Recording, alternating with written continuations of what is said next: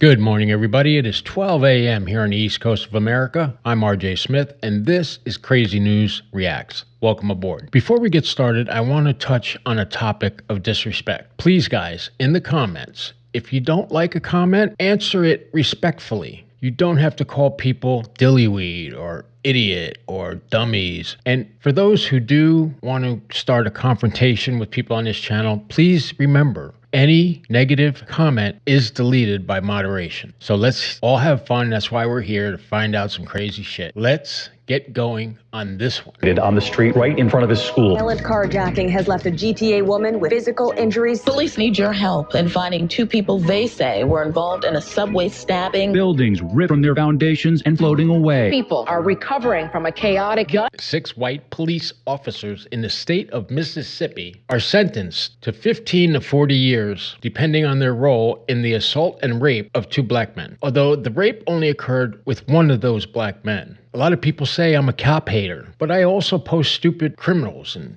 stupid judges, stupid things in the world. So I don't hate cops. I just want them held responsible like you or I would be. That's all. Equal justice. Innocent till proven guilty. Not guilty until proven innocent. And when there's no warrant, you have no right to bust down somebody's door. And if you are stupid enough to do that, I'm talking of law enforcement now, you deserve to go to prison, just like you or I would. So let's see what these Einsteins from Mississippi, where this shit has been going on since when? Before Lincoln, right? I mean, this happens. These guys attack black people. But you know what? Black people attack white people too. But this story is about 6 cops who we want to defend our Constitution. This is not a defense of the United States Constitution. A nicknamed federal prosecutor says some white former Mississippi law enforcement officers gave themselves for their alleged willingness to use excessive force and not report. Now 6 of them facing sentencing after pleading guilty to charges in connection with torturing 2 black men, Michael Jenkins and Eddie Parker, for nearly 2 hours back in January of 2023. For those of you who don't know, within the criminal world and, police world, the Goon Squad is known as a group, usually of either police officers, jailers, or prison guards. And these guys are dressed out in armor and helmets, all kinds of things, and they are known to come into your cell or come to you and beat the shit out of you and do whatever they want, and there's no consequences. Here, take a look at this. They've undergone, from what you heard in there, a substantial amount of trauma. The officers had entered the home the victims were in without a warrant and proceeded to use racial slurs, kick, tase, and attempt sexual assault and intimidate the victims with a firearm. So this happens a lot. This isn't an isolated incident. If you follow the news, then you know there are dirty officers, just like there are bad criminals, right? Or criminals are bad no matter what. But police, you expect to be a step above that. After all, we give them qualified immunity, meaning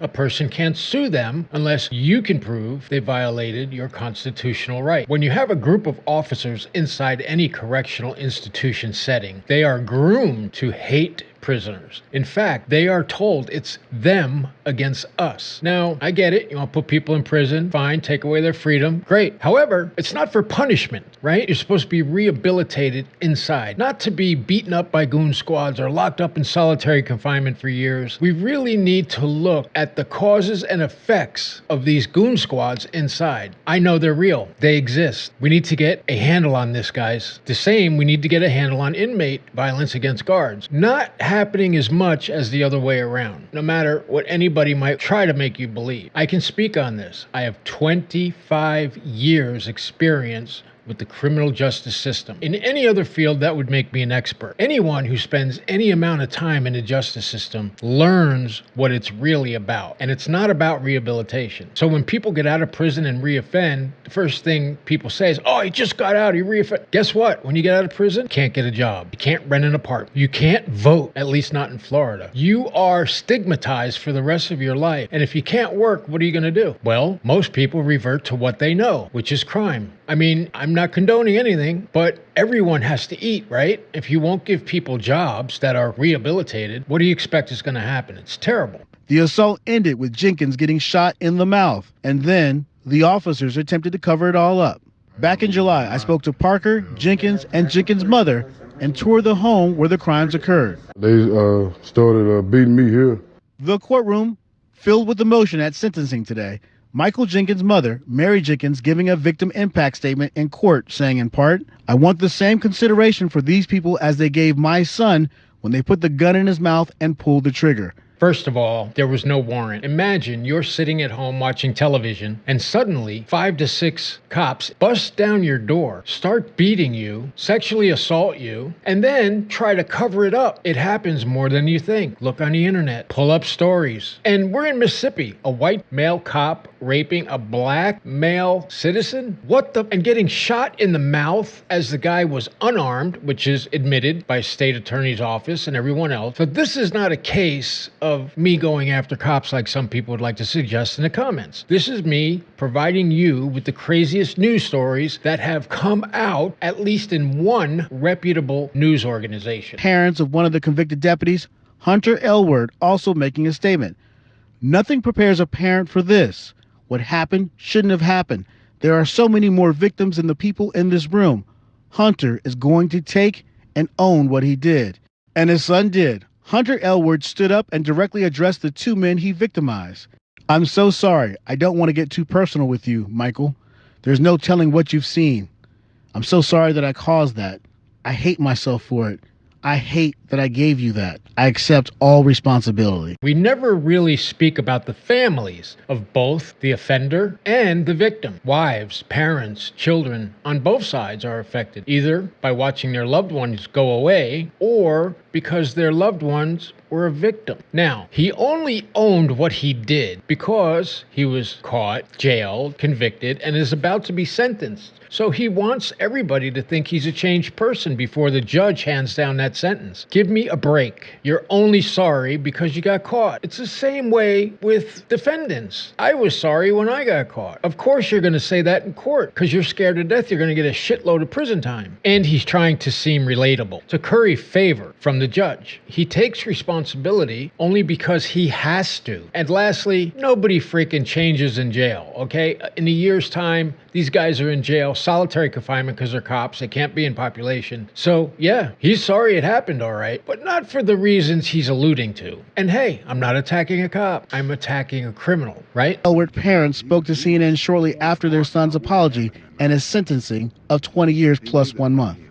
What happened to those 2 gentlemen he could not live with anymore? One of the victims, Eddie Parker, told Elward in court that he forgave him. I had to forgive him because, I mean, deep down inside, I know, what he did wasn't something that he done, solely on his thoughts. But Michael Jenkins said it didn't mean a damn thing to him. I got shot. Jenkins' older brother still reeling from what happened to his brother. I couldn't do this to nobody. I couldn't stand to watch it being done to nobody. The attorney for Jenkins and Parker said there was some overall solace in today's sentencing. Finally, they could see justice occur and to see their tormentors know that they won't be back on the street to terrorize them again, and they'll be behind bars for at least 20 years. But that's not really true, is it? In Mississippi, like other states, they give convicts good time. Usually it's either a third of your sentence or 2/3 of your sentence. So really, he's got a 20-year sentence according to Mississippi law, and I'm reading you right here out of the statutes, okay? If the sentence is 2 years or less, he's got to serve just 9 months. 2 to 5 years, he serves 10 months. 5 years but less than 30 years, he serves 1 year. And only if he is sentenced to 30 years does he have to spend 10 years in prison. So you're looking at officers who are going to be out of prison in 1 year possibly, and the rest on parole. Absolutely insane. So where is the punishment in that? And other people who are not police officers who would commit that same crime would be charged with burglary, home invasion, armed home invasion, assault and battery, rape. That's a life sentence in Mississippi. So why do these guys get this little bit of time? Why do you think, guys? I'll let you decide that. Leave your comments down below. Remember, be nice. Don't be rude or don't attack anyone, because then the moderators take the comment down and ban you from the channel. And I don't want anybody banned. I want to be here for years, and I want us all to interact. Thanks for coming by. Please hit that like, subscribe button, because I need you to do that right now. Like and subscribe, and I'll see you right back here tomorrow.